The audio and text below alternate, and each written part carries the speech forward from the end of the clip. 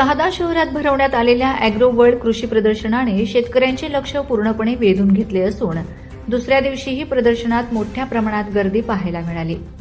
शहादा येथील लोणखेडा बायपास रस्त्यावरील नवीन बस स्थानकासमोर सुरू असलेल्या या भव्य कृषी प्रदर्शनात दुपारी जिल्हा परिषदेचे मुख्य कार्यकारी अधिकारी नमन गोयल यांच्या हस्ते विविध स्पर्धांतील विजेत्यांना पारितोषिकांचे वितरण करण्यात आले। या प्रसंगी बोलताना सीईओ नमन गोयल यांनी शेतकऱ्यांसाठी अशा प्रकारच्या कृषी प्रदर्शनांचे महत्त्व अधोरेखित केले। बदलत्या काळात शेतीत तंत्रज्ञानाचा वापर, आधुनिक अवजारे, शास्त्रीय शेती पद्धती आणि शेतीपूरक व्यवसाय स्वीकारणे काळाची गरज आहे। अॅग्रो वर्ल्ड सारखी प्रदर्शने शेतकऱ्यांना नव्या संधी दाखवतात आणि उत्पादन वाढीस हातभार लावतात, असे त्यांनी ठामपणे सांगितले।